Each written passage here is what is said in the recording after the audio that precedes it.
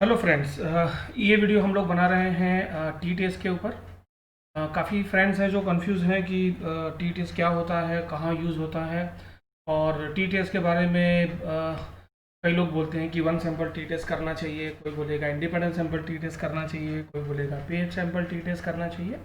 अब ये जो टी टेस्ट हैं वो तीनों अलग अलग तरह के टेस्ट हैं और तीनों का पर्पज़ अलग है।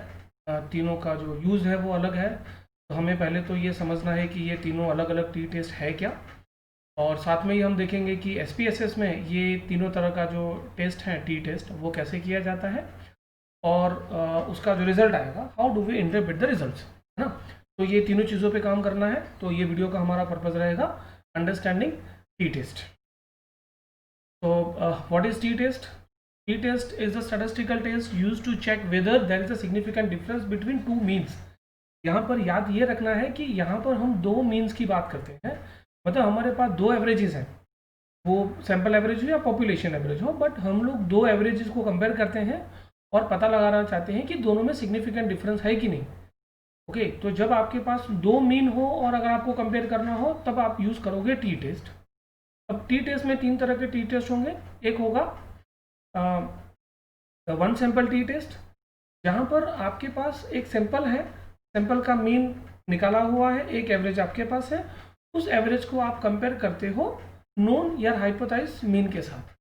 तो एक सैंपल है, उसका आपने मीन निकाला है, डेटा का एवरेज वैल्यू निकला हुआ है, और दूसरे एवरेज वैल्यू को आपको हाइपोथेसिस मतलब एक एस्टिमेटेड या प्रोजेक्टेड वैल्यू के साथ कंपेयर करते हो। तो यहाँ पर हमारे पास दो ही मीन है, एक हमारे सैंपल का मीन है, एक हमारा हो सकता है पॉपुलेशन का मीन हो या रेज्यूम मीन हो।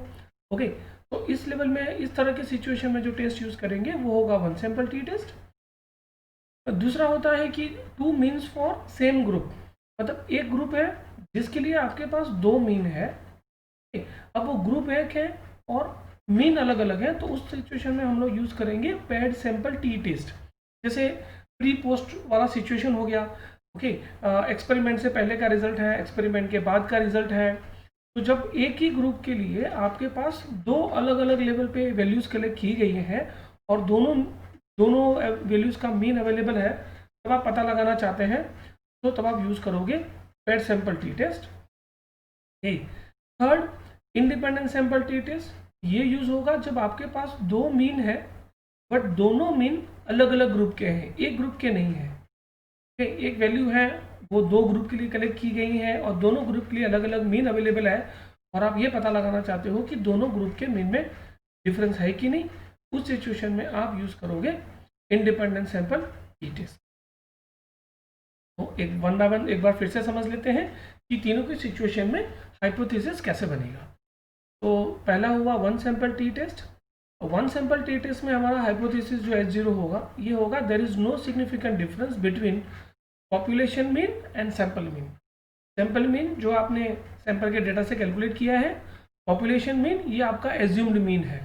ओके, तो ये जो पॉपुलेशन का मीन जो आपने एज्यूम किया हुआ है या फिर जो एक्सपेक्टेड नंबर है और आपका सैंपल का मीन है, उन दोनों में सिग्निफिकेंट डिफरेंस है कि नहीं, ये चेक करना हमारा वन सैंपल टी टेस्ट। तो ये हमारा हाइपोथेसिस होगा, और there is a significant difference, ये हमारा ऑल्टरनेटिव हाइपोथेसिस बन जाएगा। उसी तरह से अगर हम पेड सैंपल टी टेस्ट की बात करते हैं, तो यहाँ हमारा जो H0 है वो है μ1 माइनस μ2 इज इक्वल टू 0। मतलब यहाँ पर पेड सैंपल है। ओके, तो जो हमने डेटा प्री में लिया था और पोस्ट में लिया है, तो प्री का मीन और पोस्ट का मीन उन दोनों के मीन में सिग्निफिकेंट डिफरेंस नहीं है। तो प्री के मीन से अगर पोस्ट का माइनस डिडक्ट कर दिया जाए तो डिफरेंस 0 आएगा। हम दूसरे तरीके से बोल सकते हैं कि there is no significant difference in the mean pre and post, है ना। तो ये हुआ हमारा पेड सैंपल टी टेस्ट। और जो इंडिपेंडेंट सैंपल टी टेस्ट है उस पर जो हमारा हाइपोथेसिस बनेगा वो वैसे ही है μ1 माइनस μ2 इज इक्वल टू 0, लेकिन यहाँ पर जो μ1 और μ2 है वो एक ग्रुप के दो अलग अलग टाइम पे लिए हुए डेटा नहीं है, ये दोनों अलग अलग ग्रुप के मीन लिए गए हैं। तो यहाँ पर हमारा जो μ1 है वो अलग वेरिएबल है, μ2 भी अलग अलग वेरिएबल है। अब इसको हम एक्चुअल जब डेटा लेके कैलकुलेट करेंगे, समझने का ट्राई करेंगे तो ज़्यादा क्लैरिटी आ जाएगी। तो हम क्या करेंगे, हम SPSS की फाइल में इन तीनों तरह का मीन का कैलकुलेशन करेंगे, उसका इंटरप्रिटेशन भी देखेंगे। तो चलते हैं हमारी डेटा फाइल में। ये हमारी डेटा फाइल है, ये वही डेटा फाइल है जो हम हर बार हमारे अपने वीडियोस में यूज़ करते हैं। ओके, पहले समझते हैं one sample T test. Okay, अब यहाँ पर हमने एक सैंपल लिया है, करीब करीब 400 प्लस का एक सैंपल रिस्पोंडेंट का एम्प्लॉय का डेटा लिया गया है। हर एक एम्प्लॉय से उनका सैलरी का इन्फॉर्मेशन कलेक्ट कर दिया गया। तो ये हमारा सैलरी का डेटा हुआ, और इसको अगर हम एनालिसिस करेंगे तो हमें इसका मीन मिलेगा। ये हो गया हमारा सैंपल मीन। अब हमारा इस मीन को, सैंपल के मीन को हम कंपेयर करते हैं पॉपुलेशन के मीन के साथ या फिर हाइपोथेसिस मीन के साथ। तो हम एज्यूम करते हैं कि ये जो सैंपल है या ये जो ग्रुप है उसके पॉपुलेशन का मीन से 35,000 है। तो 35,000 ये हमारा एज्यूम्ड मीन हो गया। उस मीन को हमें कंपेयर करना है सैंपल मीन के साथ। तो हमारे पास जो वेरिएबल है वो एक ही वेरिएबल है, लेकिन दो मीन है, एक इस वेरिएबल का मीन और एक हमारा पॉपुलेशन का मीन। तो यहाँ पर हमारा पॉपुलेशन का मीन हमने एज्यूम किया है 35,000। वो कैसे करेंगे, एनालिसिस में जाते हैं, analyse, we have compare mean. यहाँ पर देखो कंपेयर मीन में तीनों तरह के मीन अवेलेबल है। One sample T test, independent पेड्स है। पहले हम वन सैंपल टी टेस्ट करेंगे। ओके, यहाँ हमारा टेस्ट वेरिएबल, जो वेरिएबल हमें एनालाइज करना है, तो हम लोग एनालाइज करते हैं करंट सैलरी को, हमने ले लिया है। और यहाँ पर हमें टेस्ट वैल्यू में हमने अपना मीन डालना है। तो हमने हमारा हाइपोथेसिस मीन किया है 35,000, है ना। तो हमारा नल हाइपोथेसिस क्या हुआ यहाँ पे कि सैंपल पॉपुलेशन मीन है वो 35,000 है। ये हमारा पॉपुलेशन का मीन होगा। हमने सैंपल लिया है तो हमें सैंपल का मीन मिला है। सैंपल के मीन को हमें पॉपुलेशन के मीन के साथ कंपेयर करना है। हम यहाँ पर ओके करेंगे और हमें ये रिजल्ट मिलेगा। अब ये रिजल्ट क्या दिखाता है, रिजल्ट हमें पहले दिखाएगा 474, ये हमारा सैंपल साइज है। ये जो मीन है 34,419, ये हमारा सैंपल का मीन है। तो हमारा सैंपल का मीन मिल गया है हमें यहाँ पर। और हमारा पॉपुलेशन का मीन जो हमने एज्यूम किया था वो था 35,000, ये आया नीचे हमारी टेस्ट वैल्यू में। तो ये हमारा 35,000 टेस्ट वैल्यू है, ये हमारा सैंपल मीन है। और हमें पता लगाना है कि इन दोनों मीन के बीच में जो डिफरेंस दिख रहा है वो सिग्निफिकेंट है कि नहीं। उसके लिए हमने यहाँ पर टी टेस्ट किया है, और टी टेस्ट में ये जो वैल्यू है ये हमारा पी वैल्यू है ना। पी वैल्यू का हमने पहले से एक वीडियो बनाया हुआ है, हमारे चैनल पे देख सकते हैं आप। ये पी वैल्यू आ रहा है 0.460, ये 0.05 से बहुत ज़्यादा है। ओके, इसका मतलब हो गया कि जो पॉपुलेशन का मीन है वो 35,000 नहीं है। यहाँ हमारा नल हाइपोथेसिस रिजेक्ट नहीं होगा, क्योंकि ये हमारा जो है ये 0.05 से ज़्यादा है। तो अगर हमारा नल हाइपोथेसिस रिजेक्ट नहीं होता, इसका मतलब हो गया कि जो पॉपुलेशन का मीन है वो 35,000 है। ठीक है, तो ये हमारा एक पॉइंट हमें यहाँ पे मिलेगा। थोड़ा होल्ड करते हैं। तो ये हमारा जो इंटरप्रिटेशन है ये बताएगा कि there is no significant difference between sample mean and population mean. तो हमारा जो H0 है वो यहाँ पर रिजेक्ट नहीं हो रहा है। इसका मतलब पॉपुलेशन का मीन है वो 35,000 है, और जो सैंपल का मीन जो 34,419 दिख रहा है वो 35,000 से सिग्निफिकेंटली डिफरेंस नहीं है। ये जो डिफरेंस दिख रहा है वो सिर्फ सैम्पलिंग एरर की वजह से है। ये हमारा इसमें इंटरप्रिटेशन हो गया। ठीक, वैसे ही अगर हम पैड सैंपल टी टेस्ट कर रहे हैं तो हमें दो सैंपल होंगे। यहाँ पर एक रिस्पोंडेंट का 2 बार सैलरी कलेक्ट किया गया है, सैलरी का डेटा। ये उनका करंट सैलरी है और ये उनका बिगिनिंग सैलरी है। ओके, तो ये हो गया हमारा प्री और ये हो गया पोस्ट। अगर हम इसको इस तरह से देते हैं तो हमारे पास प्री एंड पोस्ट दो वैल्यूज अवेलेबल है।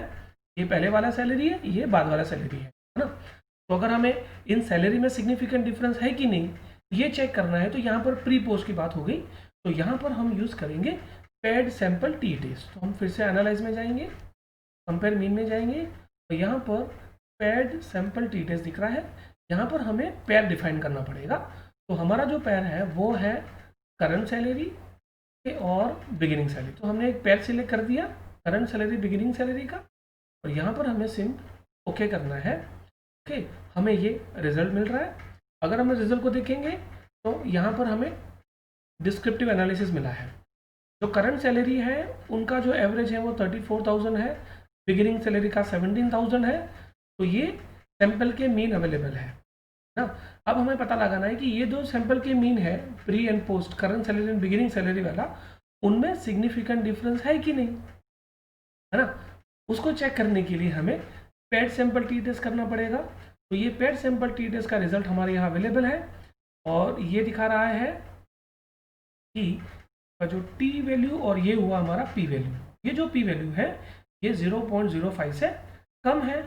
इसका मतलब ये जो प्री एंड पोस्ट ये दो मीन है उनमें सिग्निफिकेंट डिफरेंस है। यहाँ पर हमारा H0 रिजेक्ट हो जाएगा, ओके, कि there is no significant difference in current salary and beginning salary या प्री एंड पोस्ट, वो रिजेक्ट हो गया, ओके, और हमारा अल्टरनेटिव हाइपोथेसिस एक्सेप्ट हो जाएगा। इस सिचुएशन पे हमने पेड सैंपल टी टेस्ट करना है, ठीक है। जाते हैं आगे। थर्ड, यहाँ पर देखो हमारे पास ये सैलरी है और यहाँ पर हमने एक डेटा कलेक्शन किया है जेंडर का, है ना। तो जेंडर में हमारे पास दो कैटेगरी है, मेल और फीमेल, और यहाँ पर उनकी सैलरी है। तो सैलरी कंटिन्यूस वेरिएबल है, जेंडर कैटेगरी वेरिएबल है जिसमें मेल और फीमेल दो कैटेगरीज है। अगर हम ये पता लगाना चाहते हैं कि मेल और फीमेल की सैलरी में सिग्निफिकेंट डिफरेंस है कि नहीं, ओके, उस सिचुएशन पे हमें इंडिपेंडेंट सैंपल टी टेस्ट करना पड़ेगा। उसका मतलब होगा कि हमने एक सैंपल मेल का लिया है, एक सैंपल फीमेल का लिया है, दोनों का हमने मीन सैलरी कैलकुलेट किया है और पता लगाना चाहते हैं कि इनमें सिग्निफिकेंट डिफरेंस है कि नहीं। इस सिचुएशन में इंडिपेंडेंट सैंपल टी टेस्ट हमें करना होगा। हम एनालाइज में जाएंगे, कंपेयर मीन, और ये रहा हमारा independent sample. Independent sample T test में जाएंगे तो पहले हमें यह टेस्ट वेरिएबल पूछेगा। तो हमारा जो एनालाइज करना है वो करंट सैलरी है। यहाँ पर हमें वैल्यू मिलेगा ग्रुपिंग वेरिएबल, मतलब सैलरी के ग्रुप क्या है। तो यहाँ पर हम हमारा कैटेगरी वेरिएबल डाल देंगे और यहाँ पर हमें ग्रुप को डिफाइन करना है ना, क्योंकि हमने ग्रुप को कोड दिया हुआ है। तो यहाँ पर जो हमने ग्रुप को कोड दिया था वो MNF दिया है, मेल और फीमेल को। तो हम डिफाइन ग्रुप में जाके यहाँ पर M करेंगे और यहाँ पर F करेंगे और कंटिन्यू करेंगे और यहाँ पर हम ओके करेंगे। और अगर हम हमारे रिजल्ट को देखेंगे तो पता चलेगा हमें, यहाँ पर देखो मेल है, मेल का एवरेज सैलरी आ रहा है 41,000, फीमेल का एवरेज सैलरी आ रहा है 26,000। तो ये दोनों में डिफरेंस दिख रहा है, लेकिन ये जो डिफरेंस दिख रहा है ये सैंपल में दिख रहा है, पॉपुलेशन में होगा कि नहीं। अब उसको चेक करने के लिए हमें इंडिपेंडेंट सैंपल टी टेस्ट करना पड़ेगा, क्योंकि यहाँ पर हमारे पास सैलरी के दो ग्रुप बने हुए हैं, एक मेल का सैलरी है और एक फीमेल का सैलरी है। जब इंडिपेंडेंट सैंपल टी टेस्ट करेंगे तो उसमें सॉफ्टवेयर हमें ये लेवेंस टेस्ट ऑफ इक्वालिटी भी देगा। ये दिखाएगा कि जो सैलरी का जो सैलरी में जो वेरिएंस आ रहा है वो इक्वल है कि नहीं। तो पहला काम हमें करना है ये लेवेंस टेस्ट को देखना है। लेवेंस टेस्ट को हम उनका सिग्निफिकेंट देखेंगे। तो अगर ये सिग्निफिकेंट 0.05 से कम आता है, इसका मतलब कि दोनों के जो वेरिएबल है, दो ग्रुप है, उनमें वेरिएंस इक्वल नहीं है। तो ये इक्वल वेरिएंस वाला हमारा जो नल हाइपोथेसिस होता है वो यहाँ पर रिजेक्ट हो जाता है। अगर ये वैल्यू 0.05 से कम आता है तो हमें इक्वल वेरिएंस नॉट एज्यूम्ड वाला टी टेस्ट चेक करना है। अगर हम वहाँ पर चेक करेंगे इक्वल वेरिएंस नॉट एज्यूम्ड वाला और उसका हमें पी वैल्यू देखना है, तो ये पी वैल्यू 0.05 से कम आ रहा है। इसका मतलब मेल और फीमेल की सैलरी में सिग्निफिकेंट डिफरेंस है। ठीक, अब देखो दोस्तों, हमने पेड सैंपल भी देखा, इंडिपेंडेंट सैंपल भी देखा, लेकिन पेड सैंपल में हमारे पास दो कंटिन्यूस वेरिएबल थे, जबकि इंडिपेंडेंट सैंपल टेस्ट में एक कंटिन्यूस वेरिएबल होता है और एक कैटेगरी वेरिएबल होता है, और जो कैटेगरी वेरिएबल है उसकी दो कैटेगरीज होती है। ठीक, तो इस तरह से हम तीनों one sample T test, paired sample T test और इंडिपेंडेंट सैंपल टी टेस्ट कर सकते हैं। हमें इन तीनों का जो डिफरेंस है उसको समझना है और सही जगह पर सही टेस्ट अप्लाई करना है, और अप्लाई करने के बाद उसका सही तरीके से इंटरप्रिटेशन करना है। ये वीडियो आपको प्रेजेंट किया है सागर फाउंडेशन ने, जिसका वेबसाइट स्क्रीन पे लिखा हुआ है। अगर आपका भी कोई स्पेसिफिक रिक्वायरमेंट है स्टैटिस्टिकल किसी टेस्ट का, तो हमें कमेंट में लिखिए और चैनल में सब्सक्राइब भी कीजिए ताकि आपको ऐसे वीडियो मिलते रहेंगे। याद रखिए ये चैनल कस्टमाइज वीडियो बनाता है, तो जैसे ही रिक्वायरमेंट आती है उसी तरह से हम उसका वीडियो बना के आप तक पहुंचाते रहें। Thank you.